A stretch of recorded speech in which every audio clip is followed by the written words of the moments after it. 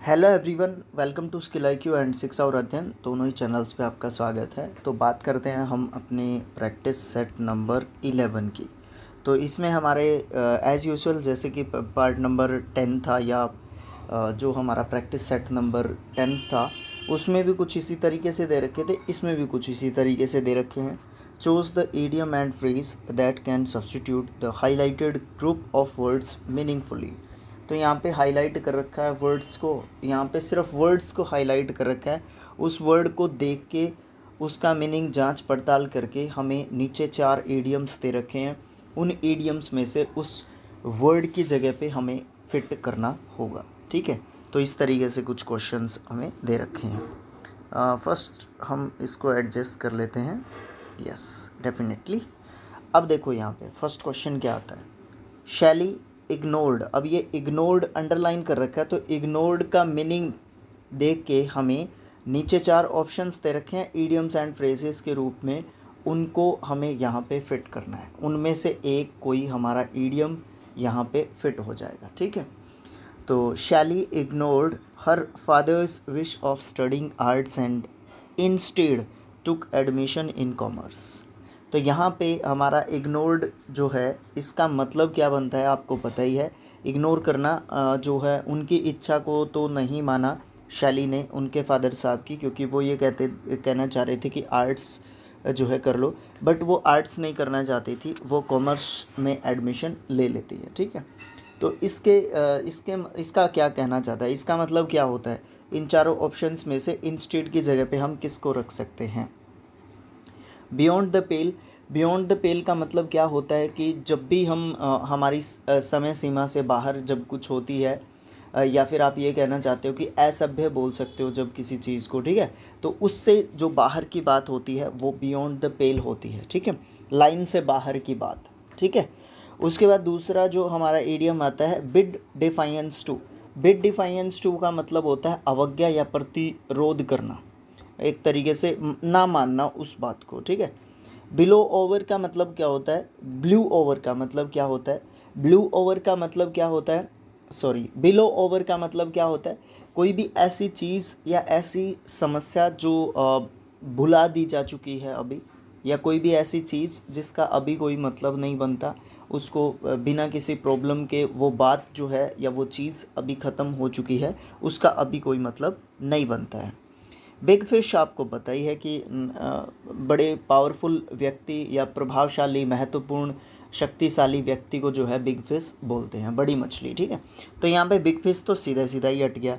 तो यहाँ पे बियॉन्ड द पेल लाइन से बाहर की बात होगी, ये दोनों कंफ्यूज कर सकते हैं, लेकिन यहाँ पे सीधा सीधा लिख रखा है कि आप जो है किसी की आज्ञा का पालन नहीं कर रहे, अपने पिताजी की बात को नहीं मान रहे, तो आप उनकी बात को काट रहे हो। तो यहाँ पे ऑप्शन नंबर जो हमारा बी है वो यहाँ पे हमारा सही आंसर होगा। ठीक है, ऑप्शन नंबर बी यहाँ पे हमारा सही आंसर रहेगा। नेक्स्ट क्वेश्चन आता है फॉर सर्टन। यहाँ पे शुरुआत में ही हमें वो वर्ड दे दिया, for certain. For certain this is the best pizza in town. For certain this is the best pizza in the town या इन टाउन। तो अब देखते हैं हम अपने जो ऑप्शंस हैं हमारे पास वो क्या क्या है। Of on the wrong, of on the wrong foot. Of on the wrong foot का मतलब क्या होता है कि क्या होता है, हमारे दो पैर हैं सर आप क्या बात कर रहे हो, सबके दो पैर होते हैं, हमारे दो पैर हैं, एक लेफ़्ट एंड राइट, दायां और बायां। हम जो है दाएं पैर को शुभ मानते हैं और बाएं पैर को अशुभ मानते हैं, तो रॉन्ग फुट जो है बाएं पैर को मानते हैं। तो मतलब क्या है कि अशुभ काम हमने कर दिया, तो यहाँ पे इस तरीके की मुझे लगता है कि बात नहीं हो रही। थ्रू थिक एंड थिन, ये तो बात ही नहीं हो रही है। गलत या सही की या जो भी चीज़ें थी उनकी बात यहाँ पे बिल्कुल भी नहीं हो रही है। Benefit of doubt, benefit of doubt का मतलब क्या होता है कि आपको ही जो है वहाँ पे जो है क्या होगा, आपको ही उसका कुछ फ़ायदा मिलेगा, इस तरीके का कुछ जो है एक तरीके से देखने को नहीं मिल रहा है। उसके बाद आपको देखने को मिल रहा है beyond a shadow of a doubt. Beyond a shadow of doubt मतलब क्या है कि जहाँ पे शक या संदेह करने की कोई भी संभावना नहीं है। मतलब ये पिज़्ज़ा इतना बेस्ट है कि इस पे आप ना तो शक कर सकते हो ना संदेह कर सकते हो। तो this is the right answer, option number 4 हमारा सही उत्तर होगा। ठीक है, उसके बाद नेक्स्ट क्वेश्चन पे चलते हैं। नेक्स्ट क्वेश्चन है, I feel they are watching me too closely and making me feel uncomfortable in the new college.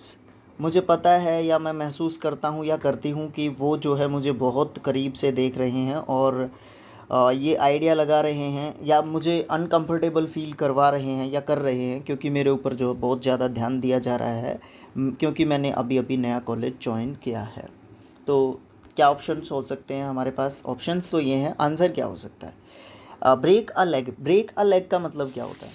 Break a leg का मतलब होता है कि आपको जो है क्या कहा जाता है, होता क्या था, इसका ओरिजिन के बारे में हमें बात करनी पड़ेगी ब्रेक अ लेग की। कि पहले क्या होता था, जो नाटक वगैरह में हिस्सा लेते थे या करते थे, नाटक थिएटर वगैरह करते थे पहले के टाइम में करते थे, अभी भी करते हैं थिएटर वगैरह, बट हमें उस चीज़ को नहीं देखना, हमें इसके पीछे की कहानी को समझना है।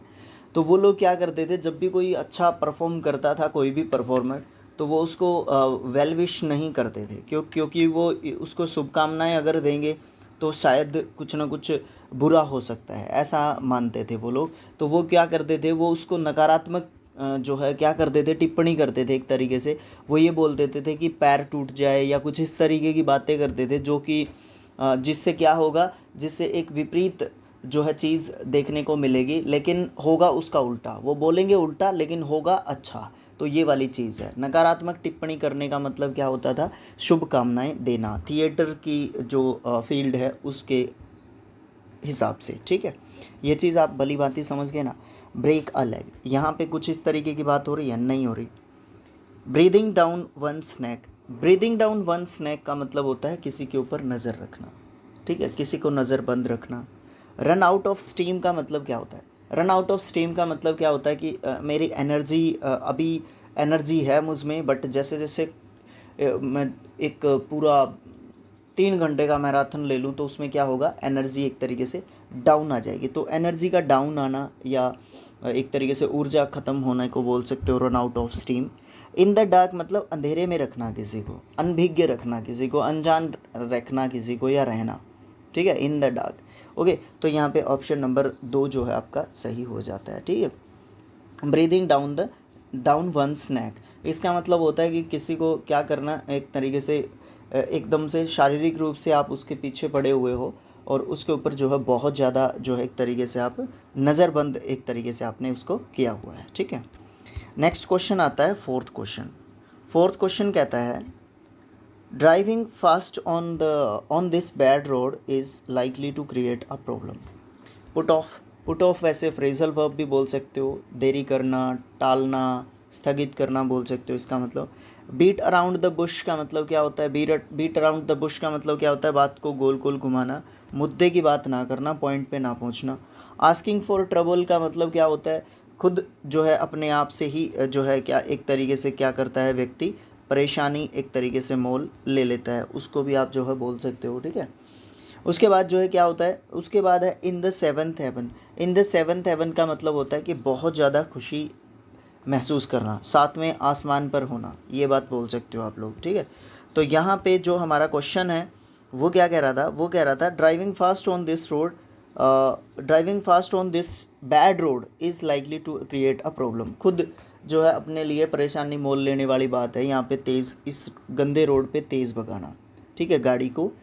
तो यहाँ पे आप जो है कह सकते हो आस्किंग फॉर ट्रबल, खुद जो है अपने आप जो है प्रॉब्लम क्रिएट करना या एक तरीके से अपने आप जो है प्रॉब्लम को एक तरीके से बुलावा देने वाली यहाँ पे ये बात हो जाएगी। नेक्स्ट क्वेश्चन आता है, everyone around me has ignored my idea. पहले भी हम इग्नोर करने वाले ईडियम के बारे में बात कर चुके हैं, शायद फर्स्ट ही क्वेश्चन था। यहाँ पे भी एक दूसरा और क्वेश्चन यहाँ पे एक तरीके से आया है।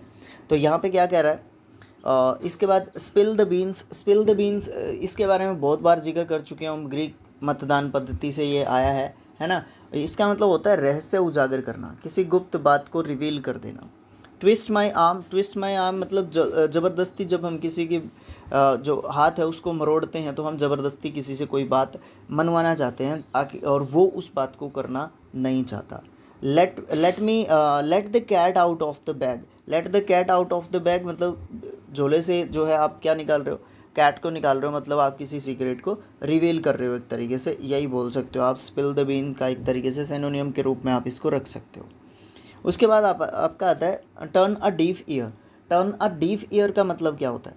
टर्न अ डीफ ईयर का मतलब होता है कि बहुत ज़्यादा खुशी होना। क्या होना? बहुत ज़्यादा एक तरीके से आप जो है क्या कर रहे हो, सॉरी, बहुत ज़्यादा खुशी नहीं, किसी को अनदेखा करना, सॉरी मैं कहाँ पे पहुँच गया। बहुत ज़्यादा खुशी कैसे होगी? टर्न अ डीफ ईयर मतलब क्या है कि आप कान बोझ के निकल गए। बोझ के निकलना मतलब हरियाणवी एक मैंने यहाँ पे वर्ड यूज़ कर दिया, कान छुपा के निकल जाते हो, या कानों को ऐसा आप प्रेटेंड करते हो, ऐसा दिखावा करते हो आप कि आपने तो देखा ही नहीं, आपने तो सुना ही नहीं। देखा तो दूर की बात है, आपने तो सुना ही नहीं, ये वाली बात। बहुत खुशी कहाँ से मनाएंगे आप इसको, है ना? तो ये वाली बात। तो आंसर हमारा इग्नोर करना मतलब आप क्या कर रहे हो? टर्न कर रहे हो, डी फियर के जैसे अपने आप को दिखाने की कोशिश कर रहे हो। तो ऑप्शन नंबर 4 जो है हमारा सही उत्तर यहाँ पे रहेगा। उसके बाद नेक्स्ट क्वेश्चन आता है। नेक्स्ट क्वेश्चन आता है, ही ऑफन, ये पता नहीं एआई का जनरेटिव ये क्या आता है बीच में। ही often changes plans while doing his work so his tasks remain incomplete। वो है ना हमेशा प्लान्स को चेंज करता रहता है, क्योंकि उसका जो काम कर रहा होता है उसके दौरान, इसीलिए उसके जो काम होते हैं ना वो इनकम्प्लीट रह जाते हैं, उसके काम कंप्लीट ही नहीं हो पाते। स्पिल द बीन्स वो तो आप समझ ही गए, किसी सीक्रेट को रिवील करना। इन द सेवन्थ हेवन ये भी नहीं हो सकता, क्योंकि ये जो है क्या कहने की कोशिश कर रहा है कि यहाँ पे आप बहुत ज़्यादा खुश हो रहे हो। ब्रेक अ लेग भी नहीं हो सकता, है ना? तो ये शुभकामनाएं देने का तरीका है, बुरे तरीके से अच्छे शुभकामनाएं देने का एक तरीके से आप तरीका बोल सकते हो। Change horse's in the mid stream मतलब आप जो है घोड़े को बीच दौड़ में क्या कर रहे हो, दौड़ के बीच में ही आप जो है घोड़े को बदल रहे हो। तो आप जो है क्या कर रहे हो, एक तरीके से इसको बोलते हैं कि क्या होता है कि आप जो है बीच में प्लान चेंज कर लेते हो, या बीच मझधार में घोड़ा जब बदलोगे एकदम से, जब आप काम कर रहे हो तो बीच में आप जब भी कोई काम आप कर रहे हो और कुछ काम आपने कर लिया है कंप्लीट, उसी प्रोसेस को फॉलो ना करते हुए आप प्रोसेस को चेंज करना चाहते हैं, तो उसमें आपको क्या है एक तरीके से प्रॉब्लम को देखना पड़ेगा, या बहुत बड़ी प्रॉब्लम को फेस करना पड़ेगा। अक्सर इस कमेंट को या इस जो है ईडियम को एक तरीके से नेगेटिवली लिया जाता है, मूर्खतापूर्ण कामों के हिसाब से इसको एक तरीके से गिना जाता है, जिसमें आप अपने आप जो है प्लान को चेंज करके और परेशानी को एक तरीके से क्रिएट कर रहे हो अपने आप के लिए, खुद के लिए, ठीक है, जिससे आप अपने काम को जो है क्या करते हो, पूरा कंप्लीट नहीं कर पाओगे। I worked for hours on that project but now it is cancelled. मैंने बहुत मेहनत किया था, घंटों काम किया था उस प्रोजेक्ट के ऊपर, बट वो अभी कैंसिल हो चुका है। All my hard work has been wasted. जो भी मैंने मेहनत की थी वो मेरी बहुत ज़्यादा बुरे तरीके से वो वेस्ट एक तरीके से हो चुकी है। Go down the drain, go down the drain होता है जो भी आपने मेहनत की थी वो एक तरीके से क्या हो चुकी है, बर्बाद हो चुकी है, अपव्यय हो चुकी है, उसका कोई मतलब अभी नहीं बनता है। ये आंसर है मेरे ख्याल से अभी तक के लिए। इन द सेम बोट मतलब हम एक ही जैसी प्रॉब्लम में है, ऐसी कोई बात यहाँ पे नहीं हो रही है। बीट द ड्रम का मतलब क्या होता है कि जब भी ड्रम को, पहले के ज़माने को याद करो, जब भी ड्रम को पीट के जो है पीटा जाता था तो अनाउंस किया जाता था कुछ, और उसमें बताया जाता था, किसी को इंस्ट्रक्ट किया जाता था कि इस तरीके से ये फरमान आया है या इस तरीके की चीज़ आई है। तो उत्साहवर्धक चीज़ों को बताने के लिए, है ना, प्रचार करने के लिए, इस तरीके की चीज़ों के लिए ड्रम को बीट किया जाता था। थ्रू थिक एंड थिन ये तो बात नहीं है, तो आंसर नंबर 1 यहाँ पे एक तरीके से हो जाता है। नेक्स्ट क्वेश्चन आता है, my sister wants everybody to always do what she tells them to do.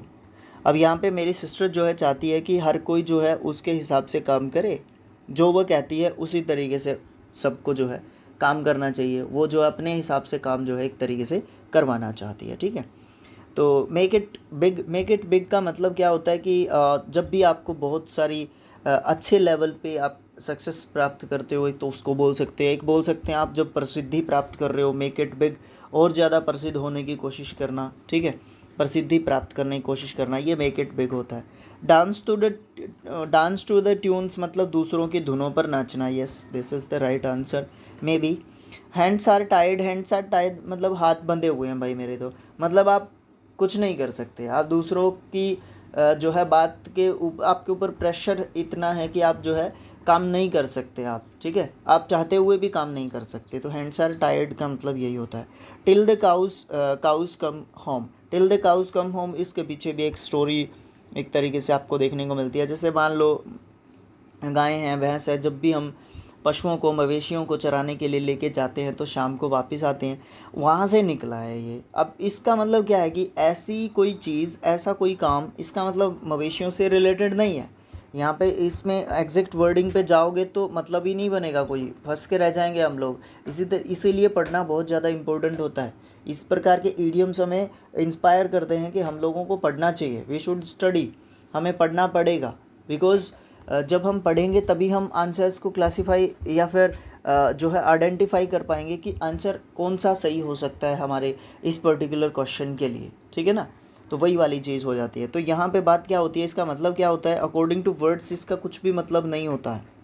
इसका मतलब गहरा है। इसका मतलब ये है कि एक ऐसी चीज़ की हम प्रतीक्षा करते हैं जो एक्चुअल में होनी ही नहीं है। शायद जो चीज़ एक्चुअल में होनी ही नहीं है, उस चीज़ के लिए हम जो है एक तरीके से वेट करते हैं, बात करते हैं। तो वो वाली बात आपको यहाँ पे देखने को मिलती है। तो सही बात ऑप्शन नंबर 2 में लिखी हुई है।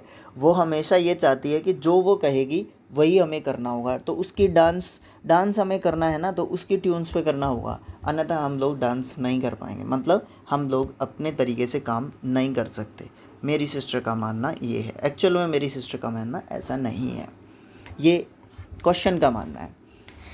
Okay, the automobile industry is the source of livelihood of many people of Manesar. ये हमारे हरियाणा में है मानेसर, ठीक है, गुड़गांव मानेसर, सुना होगा आपने।